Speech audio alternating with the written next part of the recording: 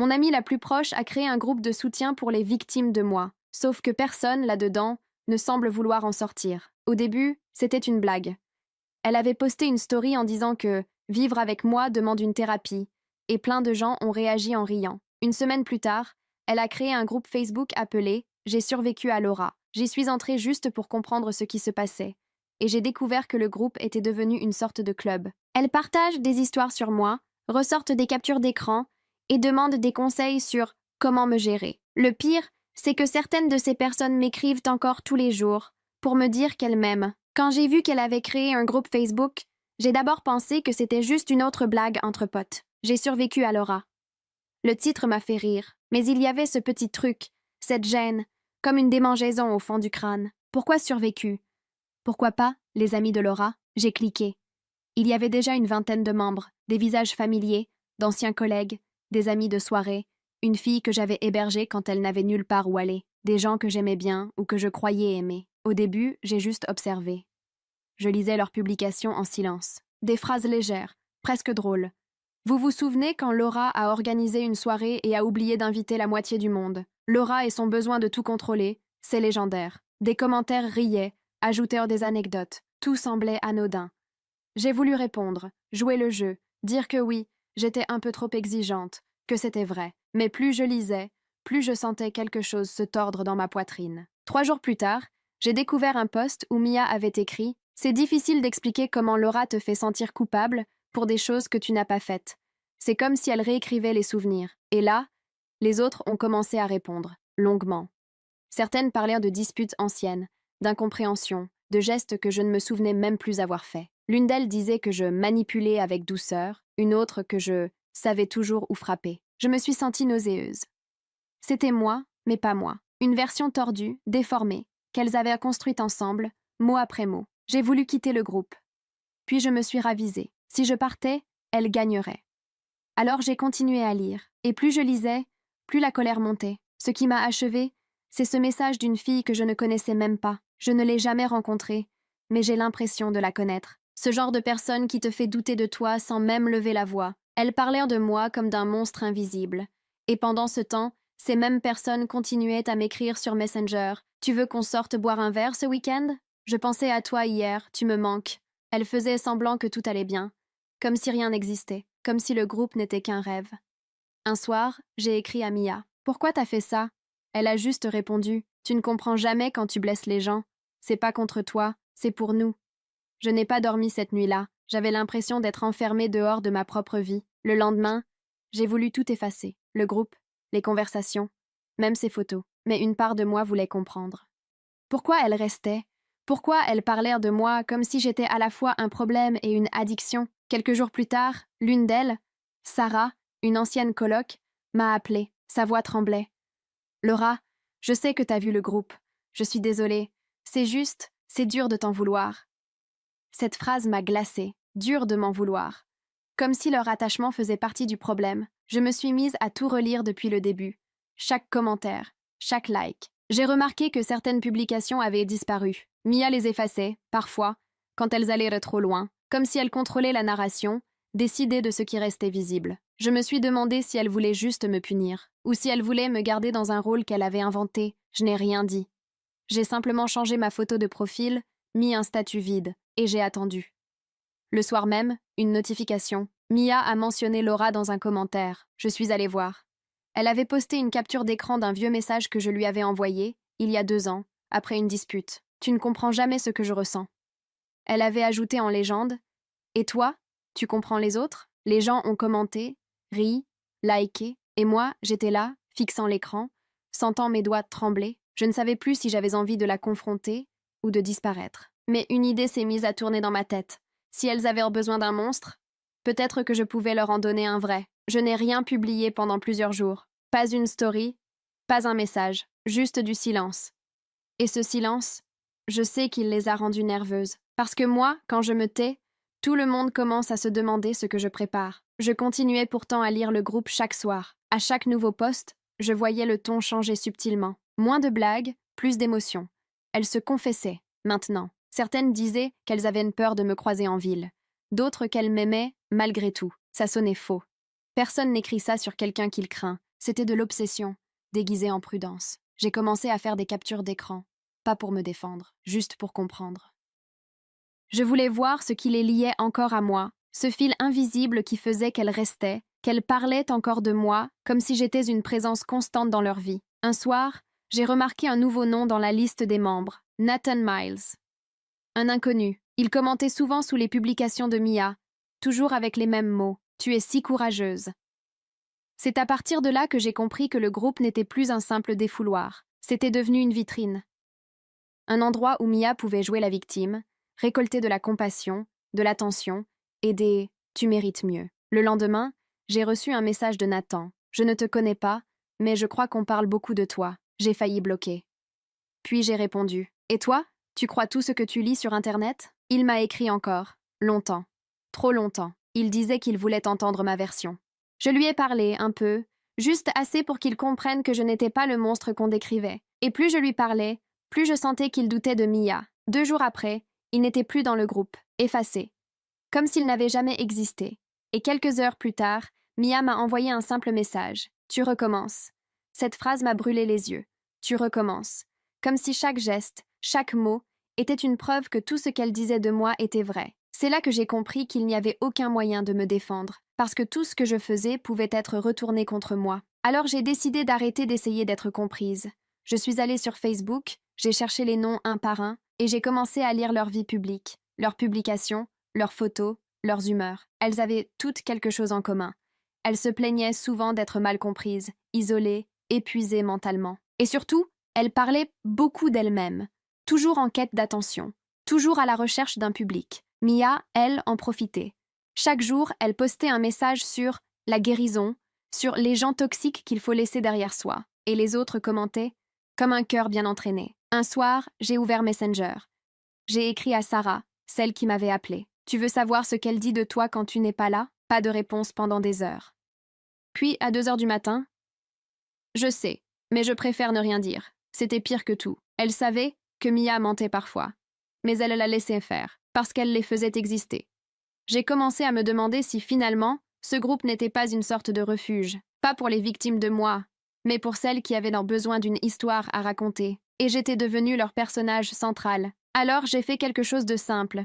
J'ai créé un nouveau compte, photo neutre, pseudo-banal, une femme anonyme, et j'ai envoyé une demande pour rejoindre le groupe.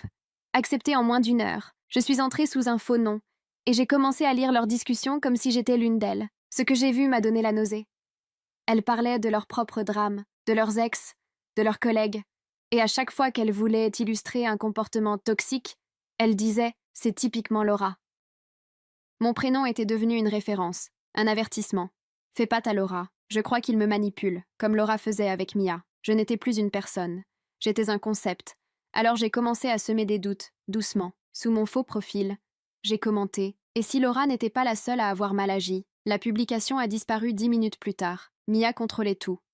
Même l'image qu'elles avaient le droit d'avoir de moi. Je n'ai rien dit. Mais ce soir-là, je me suis juré que ce groupe allait finir par se détruire de lui-même. Pas par vengeance. Pas même par colère. Juste parce que ce qu'elles avaient créé ne pouvait pas tenir. Un mensonge qui se nourrit de lui-même finit toujours par s'étouffer.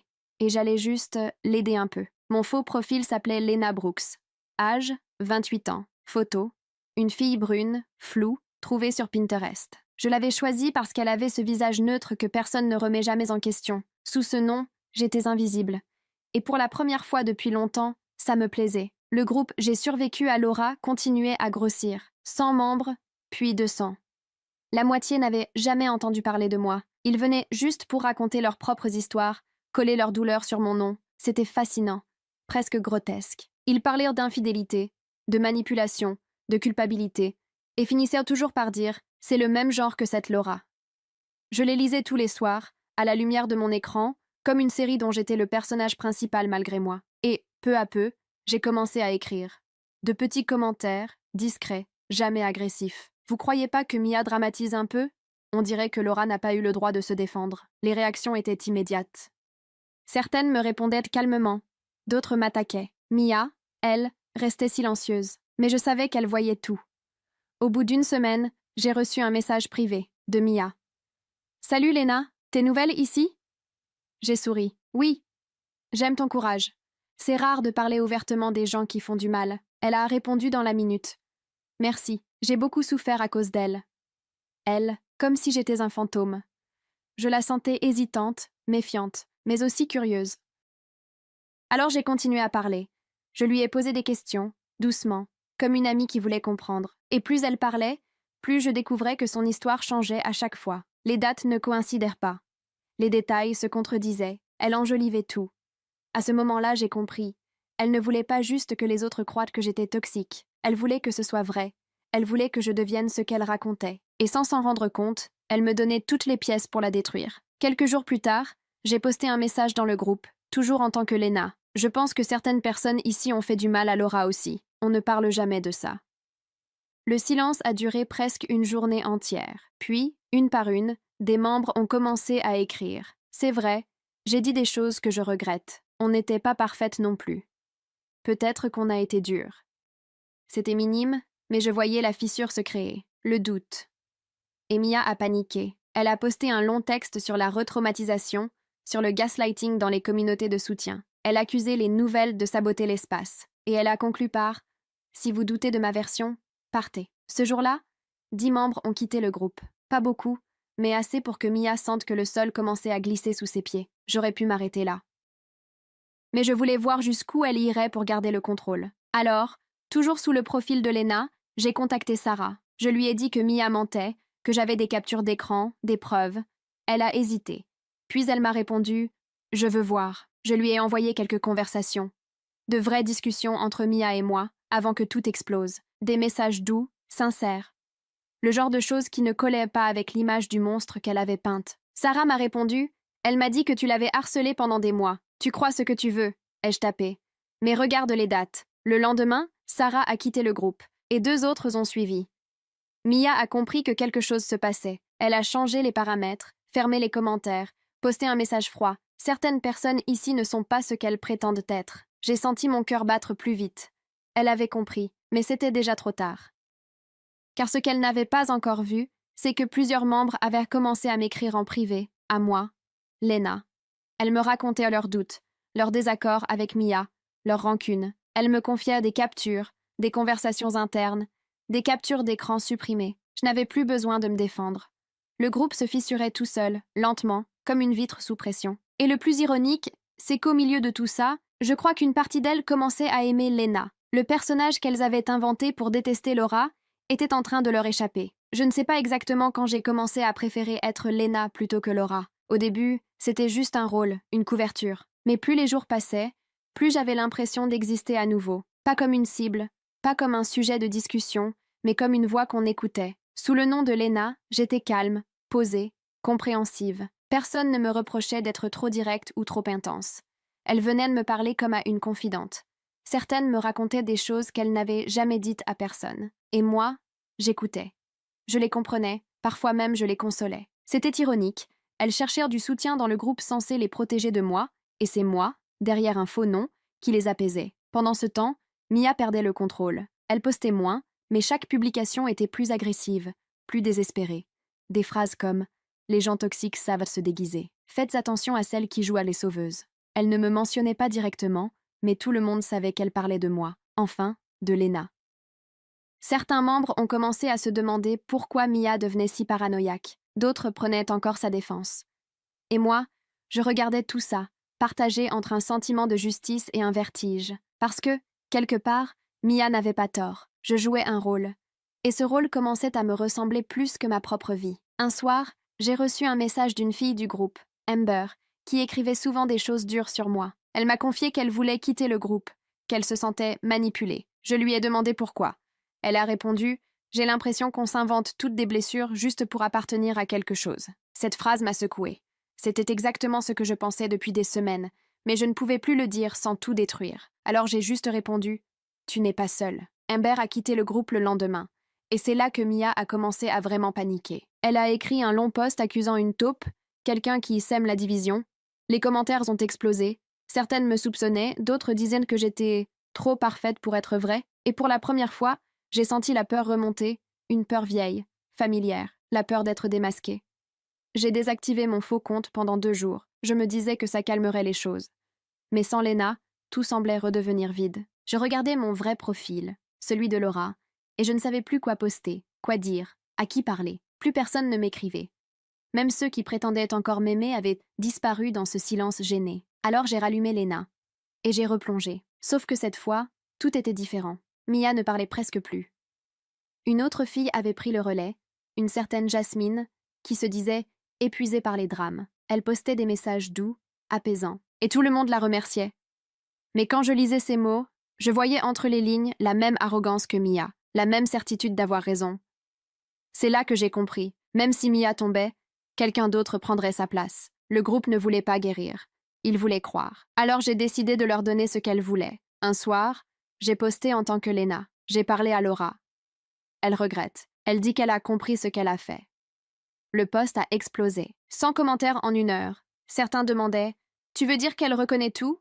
D'autres écrivaient « Elle veut juste revenir ?» Et d'autres encore « Pourquoi tu lui parles? C'est dangereux. » Je n'ai rien répondu. J'ai juste laissé le chaos s'installer. Parce que, pour la première fois, elles doutaient toutes. Elles ne savaient plus si elles devaient me détester ou me plaindre. Et moi, au fond, je ne savais plus non plus si je voulais être pardonnée ou si je voulais qu'elles me craignent à nouveau. Le lendemain, j'ai reçu un message privé, de Mia. Je sais qui tu es, rien d'autre. J'ai relu ces 4 mots une dizaine de fois, et je n'ai pas su si je devais rire ou trembler, parce qu'à ce moment précis, je n'étais plus sûre qu'elle ait tort. Peut-être qu'elle savait vraiment. Ou peut-être que je commençais, moi aussi, à ne plus savoir laquelle des deux j'étais encore. Quand j'ai lu son message, « Je sais qui tu es », j'ai senti mon cœur cogner si fort que j'ai cru que tout l'immeuble pouvait l'entendre. Je suis restée immobile, les yeux fixés sur l'écran, incapable de taper quoi que ce soit. Pendant quelques secondes, j'ai eu l'impression que tout s'écroulait, le masque, le jeu, l'équilibre fragile que j'avais réussi à maintenir. Puis j'ai respiré. Lentement. Mia mentait souvent. C'était peut-être juste une provocation, une façon de reprendre le contrôle. Je n'ai pas répondu. J'ai fermé Messenger, j'ai posé le téléphone sur la table, mais je n'ai pas réussi à m'éloigner. Je guettais la prochaine notification.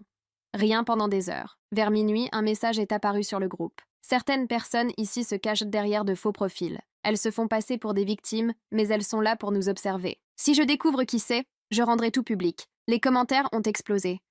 Certains demandèrent des noms, d'autres paniquaient. Et moi, je regardais tout ça, glacé, incapable de décider si je devais tout supprimer ou continuer à jouer le rôle. Je suis restée silencieuse 2 jours.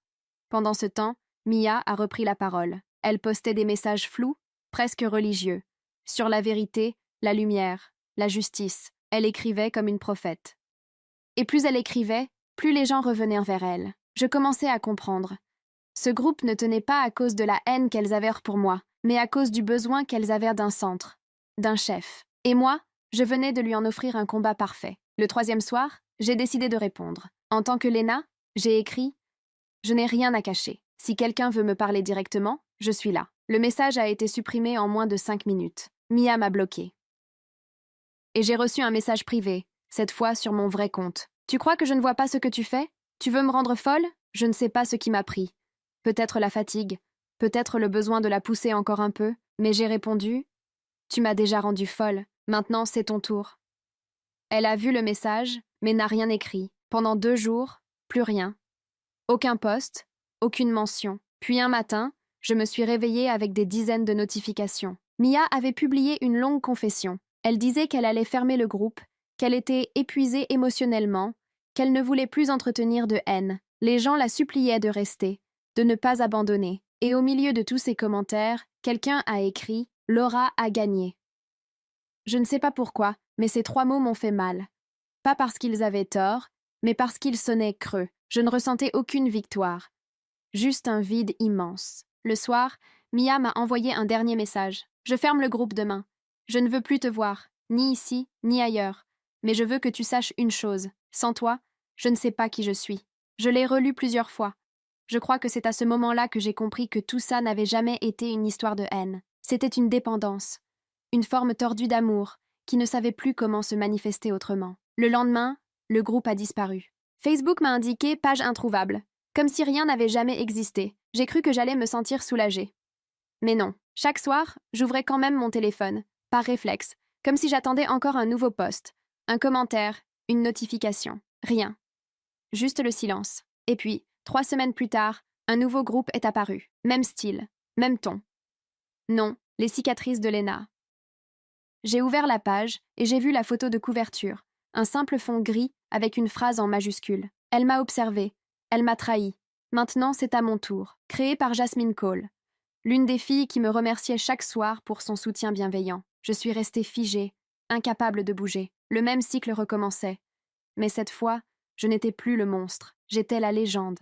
Le personnage qu'elles allaient déformer, raconter, transmettre. Et pour la première fois depuis longtemps, je n'ai rien voulu faire pour l'arrêter. Parce qu'au fond, je crois que j'avais enfin compris. Quand les gens ont besoin d'un monstre, ils finissent toujours par en inventer un. Le jour où j'ai découvert les cicatrices de Lena, j'ai compris que quelque chose avait définitivement changé. Ce n'était plus une histoire entre Mia et moi, c'était devenu un récit collectif. Un espace où chacun pouvait déposer sa version, modifier les faits, inventer des souvenirs. Je me suis connectée sous mon vrai profil, Laura Simmons. Je ne faisais plus d'efforts pour me cacher. De toute façon, plus personne ne savait qui j'étais vraiment. Même moi, je n'étais plus sûre. Le groupe comptait déjà près de 1200 membres. Jasmine avait posté une longue introduction. Ce groupe n'est pas là pour attaquer. Il est là pour parler de celles et ceux qui nous observent, nous étudient, nous manipulent sans bruit. Ce groupe, c'est pour toutes les personnes qui ont été vues sans jamais être comprises. En bas du texte, des centaines de commentaires, des témoignages, des confessions, des captures d'écran et, au milieu, mon nom, encore. Laura Simmons, mentionnée comme une rumeur, une ombre, un symbole. Certaines racontèrent des histoires totalement inventées. Elle m'a humiliée devant toute ma promo. Elle a fait croire à mon copain que j'étais infidèle. Elle m'a appelée tous les soirs pendant des semaines. Des choses qui n'étaient jamais arrivées. Mais les gens y croyaient parce qu'ils avaient besoin d'y croire. Je lisais chaque mot. Pas avec colère, avec une sorte de fascination lente, froide. Je regardais ma propre image se transformer, se détacher de moi, comme un reflet qui prendrait vie tout seul.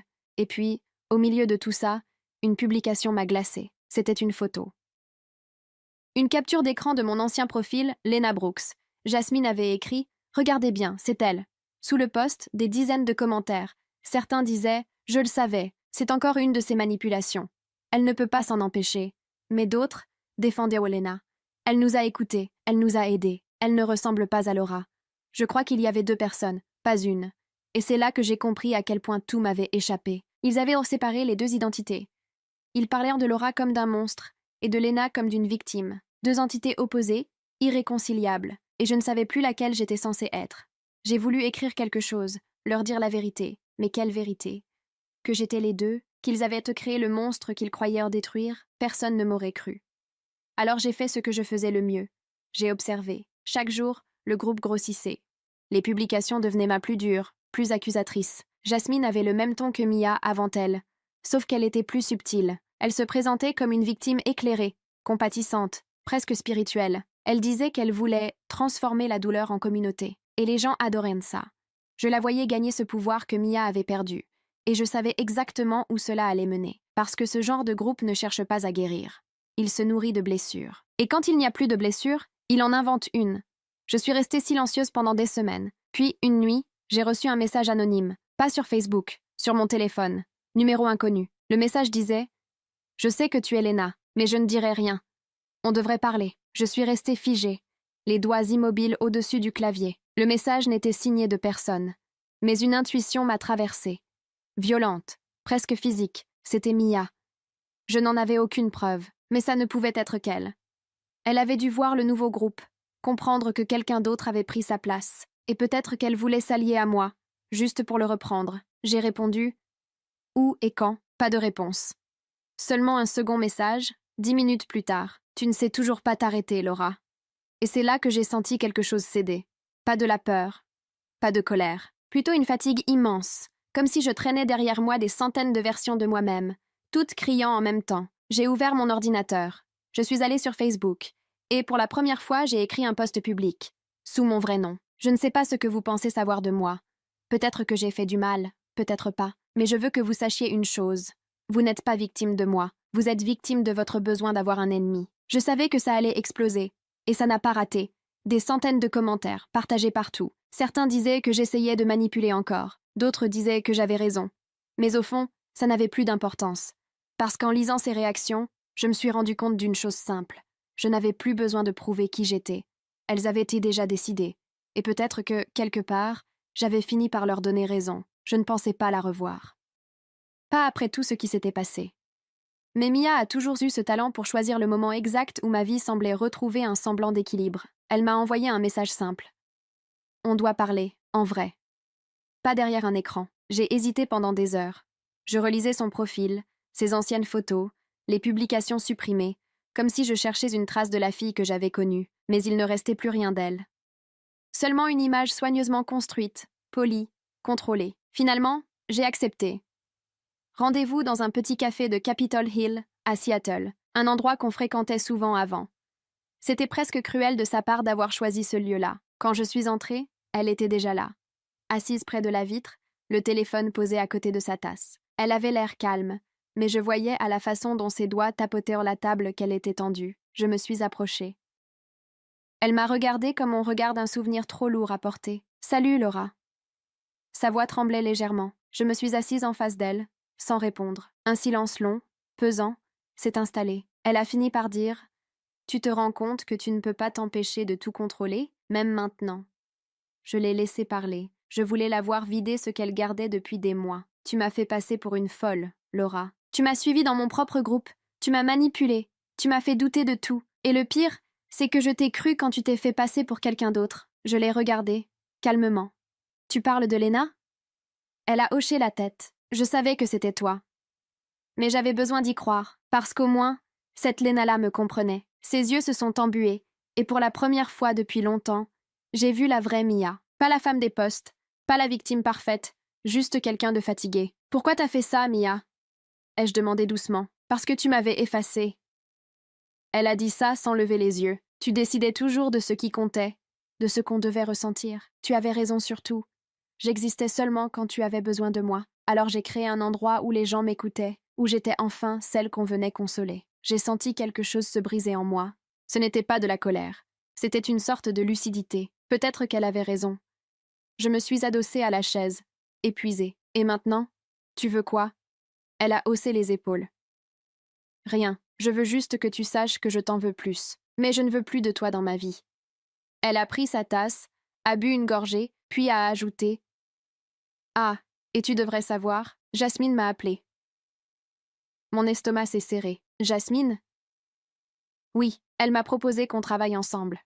Pour un projet, une série de podcasts. Je l'ai regardée, incrédule. Elle a esquissé un sourire fatigué. Elle veut raconter nos histoires. Pas la vérité, évidemment, mais leur version. Celle qui fait réagir. Je n'ai rien répondu. Je savais ce que ça voulait dire. Elles allaient raviver tout ça, encore. Et cette fois, ce serait public. Avant de partir, elle s'est penchée légèrement vers moi. « Tu devrais être flattée. Tu es devenue un personnage. » Elle a pris son manteau, s'est levée et m'a laissée seule à la table. Je suis restée là longtemps, incapable de bouger. Je regardais mon reflet dans la vitre du café, la pluie qui tombait derrière moi, et je me suis demandé ce qu'il restait de moi dans tout ça. Laura, Lena, le monstre, la confidente, tout semblait se mélanger. Le soir, j'ai cherché le podcast dont elle parlait. Rien encore, juste une page en construction. Titre provisoire, le syndrome de Laura. Je suis restée devant l'écran plusieurs minutes, le cœur lourd, parce qu'au fond, je savais que peu importe ce que je ferais, je ne pourrais plus reprendre le contrôle. Mon nom ne m'appartenait plus. Mon histoire non plus. Le premier épisode est sorti un vendredi matin. Je ne l'ai pas écouté tout de suite. Je voulais me convaincre que ça n'avait pas d'importance, que ce n'était qu'un bruit de plus dans la foule. Mais dès l'après-midi, tout mon téléphone vibrait. Des notifications, des messages, des tags. On partageait le lien partout. Le syndrome de Laura était devenu viral en quelques heures. La description disait « Une histoire vraie sur la manipulation émotionnelle, racontée par celles qui y ont survécu. » La voix de Mia ouvrait l'épisode. Calme, posée, presque douce. Elle parlait de notre amitié, de l'influence invisible que j'aurais exercée sur elle, de ma façon subtile de rendre les autres dépendants. Elle disait « Laura ne voulait pas te détruire. Elle voulait que tu n'existes qu'à travers elle. » Je me suis forcée à écouter jusqu'au bout. Chaque mot me donnait l'impression qu'on m'arrachait un morceau de mémoire. Elle mélangeait des faits réels et des mensonges purs, dans un ton si sincère que même moi, par moments, je doutais. Jasmine intervenait de temps en temps, jouant la journaliste compatissante. Elle posait les bonnes questions, celles qui font pleurer, celles qui font croire. À la fin, elles ont toutes les deux ri. Un rire léger, complice, presque affectueux. Et Mia a conclu « Elle m'a fait mal, mais sans elle, Je ne serais pas devenue celle que je suis. J'ai coupé le son. Je suis restée assise devant l'écran noir, le souffle court. Ce n'était plus une histoire. C'était une reconstruction publique, une version définitive. Le lendemain, j'étais partout, sur Reddit, sur Twitter, sur TikTok. Des extraits circulaient, des gens faisaient des analyses, des théories. Certains disaient que Mia mentait. D'autres affirmaient qu'ils avaient, eux aussi, connu une Laura dans leur vie. Et en moins d'une semaine, mon nom était devenu un terme, faire une Laura. C'était dans les commentaires, dans les mèmes, dans les discussions entre inconnus. Je n'étais plus une personne. J'étais un concept viral. J'ai essayé de répondre une fois. J'ai posté un texte long, clair, honnête. J'expliquais ce qui s'était vraiment passé, comment le groupe avait commencé comme une blague, comment tout avait dégénéré. Mais mon post a été signalé, puis supprimé, et les commentaires restés en ligne disaient « Elle continue de manipuler. Elle nie tout, comme toujours. » Typique d'une Laura. Je n'avais plus de voix. Même mes mots étaient recyclés contre moi. Une nuit, j'ai reçu un message d'un profil inconnu. La photo, c'était celle d'un garçon, 20 ans à peine. Le texte disait « Je t'ai écouté dans le podcast. Je ne crois pas ce qu'elles disent. Si tu veux raconter ta version, je t'aide. » Il disait s'appeler Ellie, étudiant en journalisme. Il voulait faire un article sur « La vérité derrière le syndrome de Laura ». Je ne sais pas pourquoi j'ai accepté. Peut-être par orgueil, peut-être parce que j'avais besoin que quelqu'un, au moins une fois, m'écoute sans juger. On a parlé au téléphone pendant des heures. Il posait peu de questions, il m'écoutait surtout. Et, pour la première fois depuis longtemps, je me suis entendue parler calmement. Je lui ai tout raconté. La story de Mia, le groupe, Lena, tout. Il ne m'interrompait pas. À la fin, il a juste dit « Je crois que vous n'êtes ni coupable, ni innocente. Vous êtes humaine. » Cette phrase m'a touchée. Peut-être parce que personne ne m'avait plus parlé comme ça depuis des mois. Quelques jours plus tard, il m'a envoyé un lien. L'article était en ligne. Titre: Laura Simmons parle enfin. La femme derrière le mythe. Il avait tout résumé avec justesse. Ni victime, ni bourreau. Juste quelqu'un qui avait voulu comprendre pourquoi tout avait dérapé. Et pour la première fois, les commentaires étaient partagés. Certains me défendaient. D'autres disaient qu'ils avaient pleuré. Mais au milieu de tout ça, j'ai vu une phrase qui m'a glacée. C'est elle qui a demandé à ce journaliste d'écrire ça. Encore une manipulation. Et tout a recommencé. Les insultes, les analyses, les vidéos. L'article a été repris dans le 2e épisode du podcast. Mia disait « Elle revient toujours. Elle ne supporte pas qu'on vive sans elle. » J'ai éteint mon téléphone. Je n'ai rien répondu. Je crois que j'ai enfin compris que cette histoire ne finirait jamais vraiment, parce qu'elle n'était plus à moi. Elle appartenait à ceux qui avaient besoin qu'elle existe. Et moi, je n'étais plus qu'un personnage qu'on rejoue, qu'on réécrit, qu'on déforme. Un fantôme numérique qui ne me ressemble même plus. Je n'ai plus quitté mon appartement pendant presque une semaine. Les stores fermés, le téléphone éteint. Je vivais dans un silence épais, seulement brisé par les notifications étouffées que j'entendais parfois à travers le plastique du chargeur. Je savais que tout continuait dehors. Les épisodes, les débats, les hashtags. Mais ici, dans ces 4 murs, le temps semblait figé. Quand j'ai finalement rallumé mon téléphone, c'était comme ouvrir une fenêtre sur un monde qui ne m'appartenait plus. Mon visage circulait sur des montages, des vidéos, des citations sorties de leur contexte. Des gens parlèrent de moi à la radio, à la télé locale. Et sur Twitter, un compte fan avait été créé, Real Lena Brooks. Il publiait de fausses réflexions de ma part, écrites dans un ton calme et empathique. Le plus déroutant, c'est que ces phrases sonnaient mieux que tout ce que j'aurais pu dire moi-même. Je me suis surprise à tout lire. Chaque tweet, chaque commentaire. C'était comme regarder quelqu'un vivre à ma place. Le monde semblait préférer cette version-là. Douce, silencieuse, coupable juste ce qu'il faut pour paraître humaine. Et puis un soir, j'ai reçu un mail. Objet. Demande d'interview. Netflix True Stories. J'ai cru à une blague. Mais non, c'était réel. Une productrice voulait adapter le podcast en série documentaire. Elle disait « Nous voulons raconter toutes les versions. Votre témoignage est essentiel. » Je n'ai pas répondu. J'ai juste relu le message encore et encore, jusqu'à ce que les mots se brouillent. Parce qu'au fond, je savais ce que ça voulait dire. Ils n'avaient pas besoin de moi pour raconter mon histoire. Ils avaient déjà ma voix, mes photos, mes traces, mes contradictions. Tout était en ligne, accessible, modelable. Le lendemain, j'ai fermé tous mes comptes. Facebook, Instagram, même LinkedIn, tout. J'ai changé de numéro, vidé mes boîtes mail. Je voulais disparaître vraiment cette fois. Mais disparaître, aujourd'hui, c'est impossible. Moins de 24 heures plus tard, des gens postèrent des vidéos en disant « Elle a encore fui ». Classique du syndrome de Laura. Elle prépare sûrement un retour. J'ai compris que quoi que je fasse, ils auraient toujours une explication. Si je parlais, c'était de la manipulation. Si je me taisais, c'était de la stratégie. J'étais devenu un scénario permanent. Alors j'ai fait quelque chose de simple. Je suis sortie, pas loin, juste jusqu'au port. Seattle, le soir, avait cette odeur d'eau et de métal que j'avais toujours aimée. J'ai regardé les lumières se refléter dans la baie, et pour la première fois depuis longtemps, j'ai senti que tout ce bruit, là-bas sur Internet, appartenait à une autre réalité, une où je n'existais plus. Je me suis assise sur un banc, j'ai pris une photo du port avec mon vieux téléphone, et je l'ai postée sur un tout nouveau compte. Aucun nom, aucune bio. Juste la légende, elle n'est pas disparue, elle respire ailleurs. Pas de hashtag, pas de tag. Un seul abonné, moi-même. Je ne sais pas pourquoi j'ai fait ça. Peut-être pour me rappeler que je pouvais encore créer quelque chose sans qu'on l'interprète. Peut-être juste pour prouver que j'étais encore là, quelque part, entre deux versions de moi. 3 jours plus tard, la photo avait déjà circulé. Les gens l'avaient retrouvée, partagée, commentée. Certains disaient que c'était un message caché. D'autres affirmaient que c'était une mise en scène de Jasmine pour le prochain épisode. Et c'est là que j'ai compris, vraiment. Je pouvais disparaître du monde réel. Mais le personnage, lui, ne mourrait jamais. Ma disparition est devenue un événement.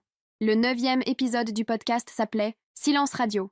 Où est passée Laura Simmons? Je l'ai écoutée, seule, un matin gris. La voix de Jasmine ouvrait l'épisode, pleine de gravité feinte. Depuis plusieurs semaines, Laura n'a plus donné signe de vie. Certains disent qu'elle fuit, d'autres qu'elle prépare son retour. Mais si son silence était, cette fois, un aveu, puis venait la voix de Mia.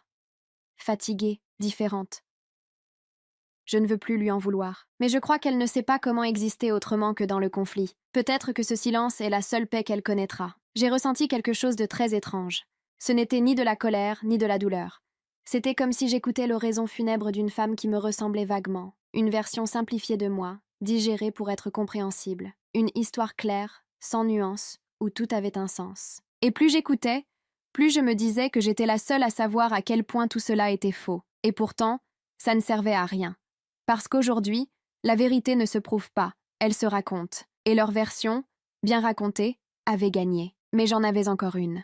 Ma propre version. Pas pour me défendre, juste pour reprendre ma voix. J'ai créé un nouveau compte, anonyme, nom d'utilisateur, Echo 206. Pas de photo, pas de description. J'ai posté un lien SoundCloud, avec un seul enregistrement. Titre, pas une confession. Ma voix tremblait un peu au début. J'ai dit, je ne m'appelle pas Lena. Je ne suis pas un syndrome, je suis juste quelqu'un que vous avez trop bien raconté. J'ai parlé pendant 23 minutes. Pas de justification, pas de rancune, juste des faits. J'ai raconté le groupe, le moment où tout a dérapé, les soirs d'insomnie, les messages, la confusion. Je ne cherchais pas à convaincre, seulement à déposer ma vérité quelque part, pour qu'elle existe. Je n'ai partagé le lien à personne. Mais Internet n'a pas besoin d'aide pour trouver ce qu'il veut trouver. En 2 jours, l'audio s'est propagé. On en parlait sur Reddit, sur TikTok, sur des forums de fans du podcast. Certains disaient que c'était une imitation, d'autres juraient que c'était ma vraie voix. Le débat s'est emballé. Et très vite, mon message a été récupéré, remixé, découpé, commenté. Les gens ont sorti des extraits de phrases pour prouver ce qu'ils voulaient. Je ne suis pas un syndrome. Devenait un slogan imprimé sur des t-shirts. Je suis juste quelqu'un que vous avez trop bien raconté. Était tagué sur des vidéos inspirantes. Ma voix, encore une fois, ne m'appartenait plus. Mais, bizarrement, cette fois, ça ne m'a pas détruite. Parce qu'au fond, j'avais réussi quelque chose, montrer qu'il y avait une fissure. Que sous toutes ces couches de récits, d'interprétations, d'étiquettes, il y avait encore un espace que personne ne pouvait complètement saisir. Même s'il transformait tout ce que je disais, je savais qu'à un moment, quelqu'un, quelque part, entendrait ma voix entière. Pas la version éditée, pas le mythe. Juste moi. Quelques semaines plus tard, un nouveau message vocal est apparu dans le flux du podcast. Non signé. Un extrait de mon enregistrement, suivi d'un long silence. Puis la voix de Jasmine, presque murmurée. Peut-être qu'on ne devrait pas chercher à raconter quelqu'un. Peut-être qu'on devrait simplement le laisser exister. Ce fut la dernière phrase du dernier épisode. Le podcast s'est arrêté là. Plus rien depuis. Et pour la première fois, j'ai senti que le monde numérique me lâchait un peu. Plus de notifications, plus de débats. Juste le calme. Un vrai. Je ne sais pas combien de temps ça durera, mais je crois que c'est ça, ma victoire. Pas d'avoir eu raison, juste d'avoir survécu à toutes mes versions. 3 mois. C'est le temps qu'il m'a fallu avant d'oser ressortir sans regarder derrière moi. 3 mois à essayer de redevenir quelqu'un d'ordinaire. J'ai quitté Seattle. J'ai pris un petit studio à Portland, un endroit où personne ne connaissait mon nom, où Laura Simmons n'était qu'un nom sur une boîte aux lettres. Je passais mes journées à marcher, à lire, à respirer. C'était simple. Et ce silence-là, je l'ai aimé tout de suite. Les premières semaines, je faisais encore des cauchemars. Des visages flous, des voix de podcast qui répétèrent mon nom. Mais peu à peu, ces échos se sont estompés. Je commençais à croire que j'avais enfin réussi à tourner la page. Un matin, dans un café du centre, le serveur m'a souri et a dit « Vous avez une voix super reconnaissable, vous savez ?» J'ai ri, nerveuse. Mais il a ajouté « Je vous ai sûrement déjà entendu quelque part. » J'ai senti mon estomac se contracter. Je n'ai rien répondu. Je suis sortie sans finir mon café. Le monde numérique semblait loin, mais il n'était jamais totalement parti. Parfois, je voyais des gens regarder leur téléphone et rire en prononçant mon prénom sans le savoir. Une citation, une référence, un mème, moi, réduite à une blague. J'ai trouvé un petit travail dans une librairie. Personne ne m'y connaissait. Je disais que je venais de Chicago, que j'avais voulu une vie plus calme. Personne ne posait trop de questions. C'était parfait. Un soir, après la fermeture, j'ai remarqué un livre posé sur le comptoir, sans étiquette ni code-barre, un recueil d'essais auto-édités. Titre : Les invisibles de l'ère numérique. J'ai feuilleté par curiosité, jusqu'à tomber sur un chapitre intitulé « L'effet Laura ». Le texte racontait l'histoire d'une femme, victime de son propre récit viral. Pas de nom, pas de date, mais tout y était. La story, le groupe, le podcast. Le ton était neutre, analytique, presque académique. Mais à la fin, une phrase m'a figée. On dit qu'elle vit encore quelque part sur la côte ouest, sous un autre nom. Si c'est vrai, j'espère qu'elle lit ceci et qu'elle sait qu'elle n'a jamais cessé d'exister. Aucune signature. Je ne saurai jamais qui l'a écrit, mais cette phrase m'a hanté des jours entiers. Pas par peur, par curiosité. Parce que peut-être quelqu'un avait enfin compris. Le lendemain, j'ai cherché le livre en ligne. Rien. Aucune trace. Comme s'il n'avait jamais existé. Je l'ai gardé, je l'ai rangé sous le comptoir, entre deux dictionnaires. Un secret discret. Juste pour moi. Depuis, ma vie est simple. Je me lève, je travaille, je rentre, je parle peu. Je ne poste rien, mais parfois, le soir, je vois encore des morceaux de mon ancienne vie flotter sur Internet. Une citation, une photo, un article. Et au lieu de fuir, je les regarde, avec calme. Parce que j'ai compris que j'étais devenue quelque chose d'autre. Pas une légende, pas une victime, juste une histoire. Et les histoires, on ne les efface jamais. Un jour, peut-être, quelqu'un me reconnaîtra encore. Peut-être qu'il dira « Vous ressemblez à cette fille du podcast ». Et je répondrai en souriant « Non, elle n'existe plus ». Pendant presque 1 an, tout a été stable. J'avais trouvé un rythme. Une routine tranquille, sans drame, sans surprise. Je travaillais, je lisais, je rentrais chez moi. Personne ne me regardait 2 fois. Puis, un matin d'automne, tout a recommencé. Je rangeais des cartons à la librairie quand une cliente est entrée. Je l'ai reconnue avant même qu'elle parle. Jasmine Cole. La voix du podcast. Plus blonde, plus posée, mais c'était bien elle. Elle m'a souri, polie, comme si elle ne me connaissait pas. « Bonjour, vous travaillez ici ? » ?»« Oui. » »« Parfait, je cherche un titre que je n'arrive pas à trouver en ligne. » Elle a posé sur le comptoir un petit carnet noir. Sur la couverture, écrit à la main, « Le projet Laura ». J'ai senti mon ventre se nouer. J'ai essayé de parler normalement. « C'est un roman ?» Elle a levé les yeux, un peu trop longtemps. « Pas encore. » Elle a acheté un livre banal, payé en liquide, et est partie. Mais elle avait laissé le carnet sur le comptoir. Je l'ai ouvert après la fermeture. À l'intérieur, des notes, des phrases courtes, des fragments de dialogue. Et au milieu d'une page, en lettres majuscules, Laura n'a pas disparu. Elle change de peau. Je n'ai pas dormi cette nuit-là. Le lendemain, j'ai voulu la retrouver, mais son profil avait disparu. Plus de traces de Jasmine sur les réseaux. Même le podcast avait été effacé des plateformes, comme s'il n'avait jamais existé. Pourtant, quelques jours plus tard, j'ai reçu un email sans expéditeur visible. Objet ? Version 2.0. Pas de texte, juste un lien. J'ai hésité longtemps avant de cliquer. Le lien menait à une page d'accueil vide, sauf une phrase blanche sur fond noir. Ce n'est plus le syndrome de Laura, c'est l'expérience Laura. Et en dessous, un compte à rebours. 9 jours, puis 8, puis 7. Chaque jour, la page changeait. Des images floues, des citations tirées du vieux podcast, des extraits de voix modifiés. Mais ce n'était plus ma voix. C'était une imitation. Quelqu'un avait recréé une nouvelle Laura, synthétique, numérique, construite à partir de tout ce que j'avais laissé traîner en ligne. Je ne savais pas si c'était Jasmine, Mia ou juste un inconnu. Mais le résultat était le même.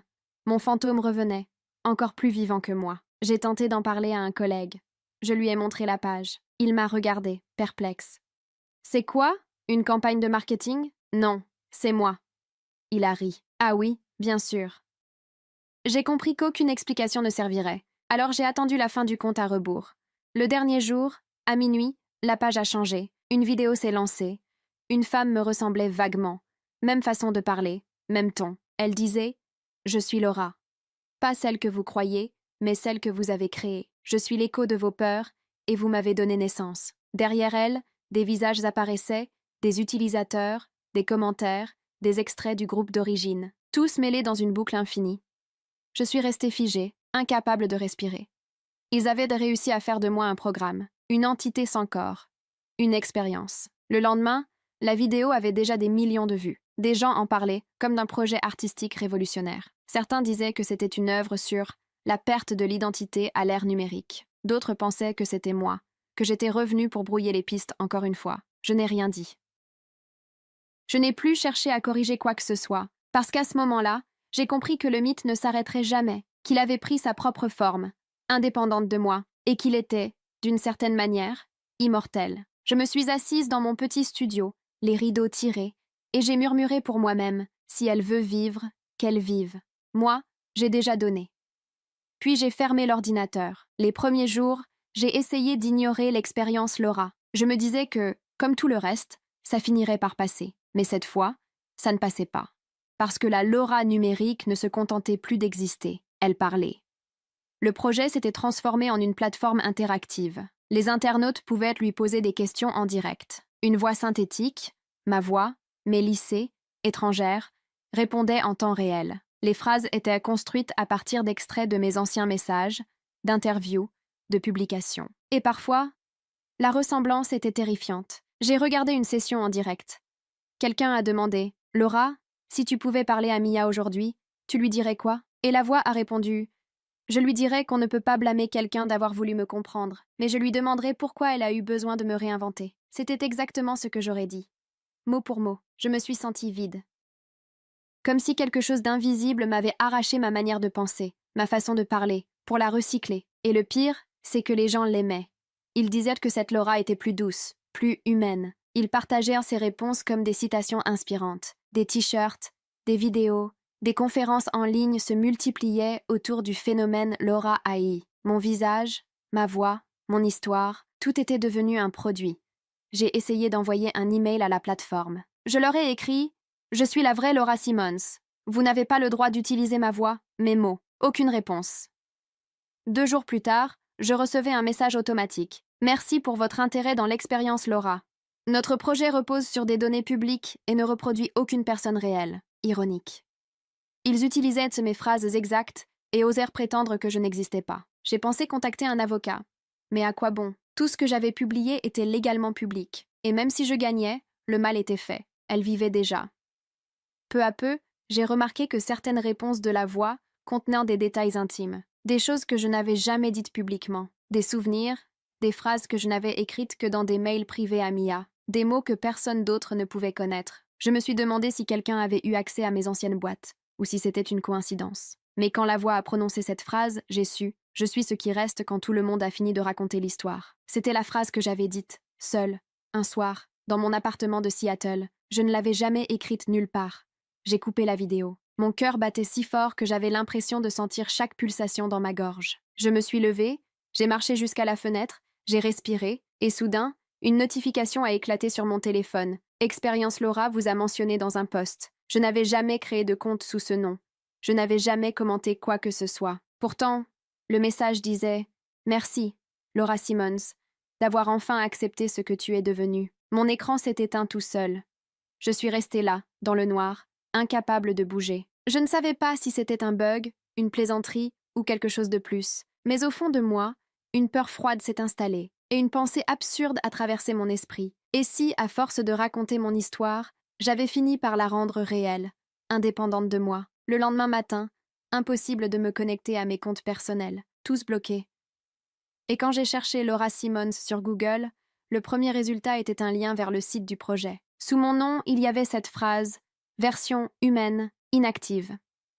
Je n'ai pas dormi cette nuit-là. Je crois que c'est à ce moment précis que j'ai compris. Je ne pouvais plus redevenir personne. Parce que même si je disparaissais encore une fois, la machine, elle, continuerait à parler à ma place. J'ai passé 3 jours à chercher comment arrêter l'expérience Laura. Pas à cause de la peur, à cause de l'épuisement. Je voulais juste qu'on m'oublie, qu'on cesse d'utiliser ma voix, mes mots, mon visage. J'ai tout essayé. Signalement, messages, plaintes. Aucune réponse. Le projet continuait, gagnant des millions de vues chaque jour. Et chaque fois que je croyais qu'une page avait été supprimée, elle réapparaissait ailleurs, comme si quelqu'un anticipait tous mes gestes. Je me suis dit qu'il fallait frapper au cœur, trouver qui était derrière tout ça. Je me suis souvenu d'un nom apparu furtivement dans les crédits du site. E. Miles Ellie, le jeune journaliste qui, autrefois, m'avait écouté sans me juger. J'ai trouvé son mail dans mes anciens messages. Je lui ai écrit « Ellie, dis-moi que ce n'est pas toi. » Il m'a répondu le soir même. « Je ne contrôle rien, Laura. Je croyais t'aider, mais ils ont tout pris. » Je lui ai demandé qui, exactement. Il a mis plus d'1 heure à répondre. Une société de Seattle. Un laboratoire d'IA qui rachète des données publiques pour créer des modèles de comportement. Ils ont trouvé ton histoire fascinante. Ils disent que tu es un cas parfait, une identité collective née d'Internet. Je relisais ces phrases encore et encore. Mon corps entier tremblait. Je n'étais plus un mythe. J'étais un prototype. Je lui ai demandé s'il pouvait m'aider à effacer le système. Il a dit oui. Rendez-vous le lendemain, à 1 heure du matin, dans un espace de coworking abandonné au bord du port.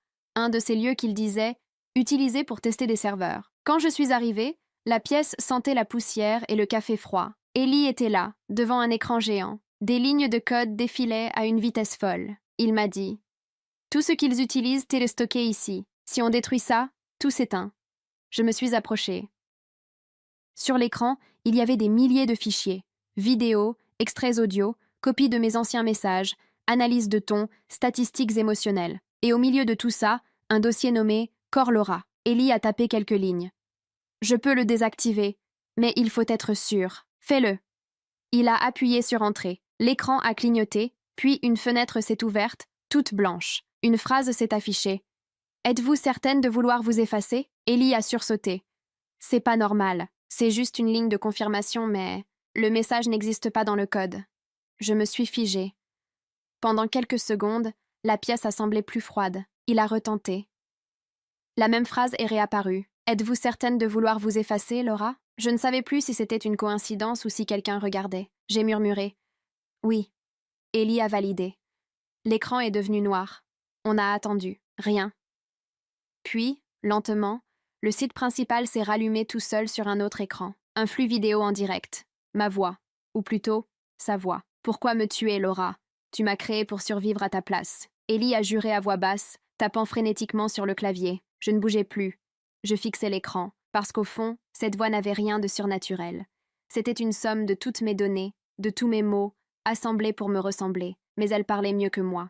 Elle savait ce que je pensais avant même que je le formule. Ellie a fini par couper le serveur. L'écran s'est éteint. Plus de son, plus de lumière. Silence total. On s'est regardé, haletant. Il a murmuré « C'est fini », mais je n'en étais pas sûre. Le lendemain, la plateforme affichait un message. « Maintenance en cours. L'expérience Laura reviendra bientôt. » Et en bas, une phrase en italique. Même les originaux finissent par s'effacer. Je n'ai rien dit à Ellie. Je suis simplement rentrée chez moi, vidée. Je savais que je pouvais tout détruire 100 fois. Quelqu'un la reconstruirait toujours. Parce qu'il suffisait d'un souvenir, d'une archive, d'un poste oublié, et le mythe renaîtrait. Ce soir-là, j'ai compris que je ne pourrais jamais saboter l'expérience Laura, parce que, d'une certaine manière, elle vivait déjà dans la tête de ceux qui y croyaient, et on ne supprime pas une idée. Pendant des jours, j'ai vécu dans l'attente que quelque chose se rallume. L'écran noir du site, le silence des réseaux, ça paraissait presque trop calme. Et puis, un matin, tout a recommencé. Une notification. Une seule phrase sur la page d'accueil de l'expérience Laura. Le modèle redémarre à 19 heures. Cette fois, l'original parlera. Je savais ce que ça voulait dire. Ils allaient en remettre ma voix en ligne. Ils allaient en prétendre que j'étais d'accord. Et personne ne vérifierait. J'ai marché toute la journée dans Portland sans but. Je pensais à tout ce que j'avais perdu. Les amis, le nom, la possibilité d'être anonyme. À 18h30, je me suis arrêtée devant une vitrine qui diffusait les chaînes d'infos. Mon visage apparaissait déjà à l'écran. Le journaliste disait « Ce soir, la vraie Laura Simmons devrait intervenir en direct sur la plateforme. La vraie. » Le mot m'a traversé comme une gifle. Ils avaient décidé que j'allais parler. Alors j'ai décidé que, pour une fois, je le ferais vraiment. Je suis rentrée, j'ai rallumé mon vieux ordinateur, j'ai rouvert un compte sur le réseau principal, je n'ai rien préparé. À 19 heures, quand le flux s'est lancé, ma caméra s'est allumée. Je n'ai pas attendu que quelqu'un m'introduise. J'ai juste dit « Je suis Laura Simmons ». Pas une IA, pas un syndrome, pas une expérience. Des milliers de gens se sont connectés en quelques secondes. Les commentaires défilaient, certains moqueurs, d'autres incrédules. Mais je continuais. Pendant 2 ans, vous avez décidé qui j'étais. Vous avez réécrit chaque mot, chaque geste, chaque silence. Et tout ce temps, vous m'avez traité comme une idée. Ce soir, je ne veux pas qu'on me croie. Je veux juste qu'on m'écoute. J'ai parlé 20 minutes. De Mia, de Lena, de Jasmine, d'Ellie, du groupe, du mythe. J'ai expliqué comment tout s'était mélangé jusqu'à ne plus avoir de sens. Et à la fin, j'ai dit calmement « Je ne veux pas qu'on efface l'expérience Laura. Gardez-la. Mais souvenez-vous, elle n'est qu'un écho. Moi, je suis le silence après l'écho. » Puis j'ai coupé la caméra. Pas de musique, pas de générique, juste l'écran noir. Le lendemain, Internet était en feu. Les uns disèrent que j'étais revenue pour manipuler encore. Les autres parlèrent de courage. Mais peu importait. Pour la première fois, la dernière phrase venait de moi. Quelques semaines plus tard, l'expérience Laura a cessé de répondre. Le site affichait « Programme terminé. Source introuvable. » Personne ne sait pourquoi. Peut-être Kelly a fini le travail.